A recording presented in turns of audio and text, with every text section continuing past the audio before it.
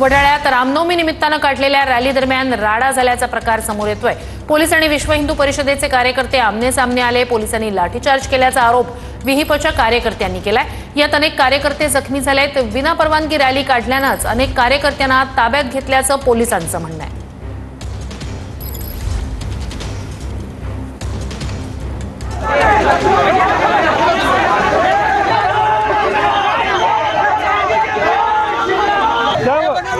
मार रहे हैं लोग।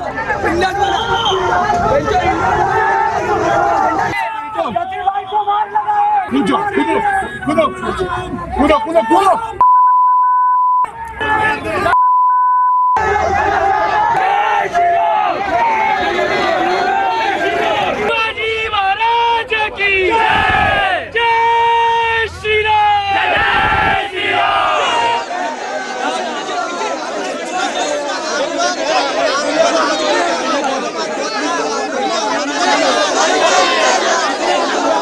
वडकर यांच्याकडनं कृष्णा विहिपचे कार्यकर्ते पोलीस आमने-सामने आलेले होते। काही कार्यकर्त्यांना ताब्यात घेतलं गेलं। आत्ताची नेमकी परिस्थिती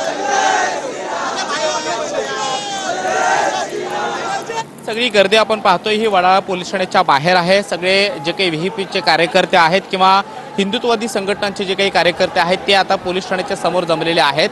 काही तरुणांना पोलिसांनी ताब्यात घेतलेलं होतं आणि त्यानंतर ही सगळी गर्दी जी आहे ती पोलीस ठाण्याच्या बाहेर जमलेली आहे। जय श्रीरामचे नारे दिले जात आहेत आणि घोषणाबाजी सुद्धा मोठ्या प्रमाणामध्ये होते आहे। शोभायात्रेचा जो काही रूट ठरलेला होता त्या रूटवरती पोलिसांनी परवानगी नाकारल्यानंतर सुद्धा शोभायात्रा निघत होती आणि त्या दरम्यान पोलिसांनी या शोभायात्रेच्या सगळ्या तरुणांवरती आणि विहिपच्या कार्यकर्त्यांवरती लाठीचार्ज केल्याचा आरोप होतो आहे। काही जे काही विहिपचे कार्यकर्ते होते ते जखमी सुद्धा झाल्याचं बोललं जातंय। काही फोटो सुद्धा समोर आलेले आहेत आणि त्यानंतर ज्या तरुणांना पोलिसांनी ताब्यात घेतलं त्यांना वडाळा पोलीस ठाण्यात आणण्यात आलेलं आहे आणि त्याच्या बाहेर हे सगळे हिंदुत्ववादी संघटनांचे कार्यकर्ते विहिपचे कार्यकर्ते जे आहेत ते आता पोलिसांच्या विरोधामध्ये घोषणाबाजी करताना पाहायला मिळत आहेत। थोड्याच वेळामध्ये मंत्री मंगलप्रभात लोढा हे देखील या ठिकाणी येणार आहेत आणि त्यानंतर या सगळ्या तरुणांना विहिपच्या कार्यकर्त्यांना समजवण्याचा प्रयत्न सुद्धा केला जाणार आहे। पोलिसांनी मोठी फौज या ठिकाणी तैनात केलेली आहे कारण आजूबाजूच्या सगळ्या ज्या काही जादाच्या तुकड्या असतात त्या सुद्धा बोलावण्यात आलेल्या होत्या।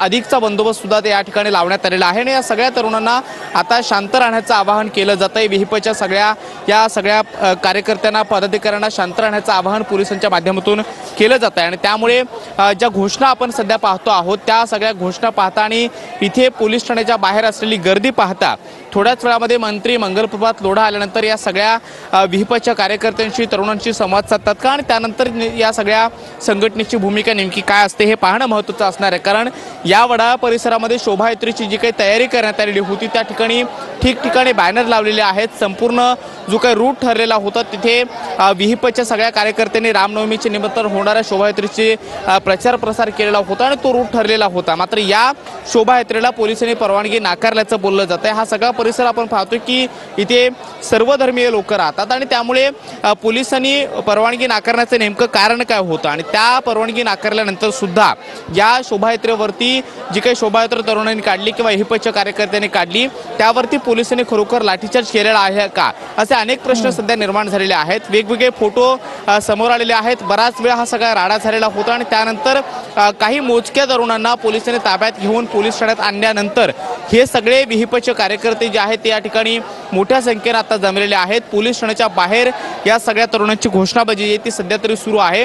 थोड्याच वेळामध्ये मंगलप्रभात लोढा या ठिकाणी येतील आणि त्यानंतर ते या सगळ्या विहिपच्या कार्यकर्त्यांशी काय संवाद साधतात हे पाहणं महत्त्वाचं असणार आहे। मात्र जो काही राडा किंवा जो काही तणाव या सगळ्या परिसरामध्ये निर्माण झालेला आहे तो सुद्धा आपण पाहतो आहोत। आजूबाजूला मोठा पोलीस बंदोबस्त जो आहे तो सुद्धा तैनात करण्यात आलेला आहे। वरिष्ठ पोलीस अधिकारी सध्या पोलीस ठाण्यात आहेत आणि अधिकचे जे काही अधिकारी आहेत ते सुद्धा या पोलीस ठाण्याच्या गेटवरती उभे राहून आहेत की जेणेकरून बाहेर असणारी जी काही गर्दी आहे ती आतमध्ये अचानकपणे घुसू नये आणि कोणतीही तोडफोड किंवा कायदा आणि सुव्यवस्था प्रश्न निर्माण होऊ नये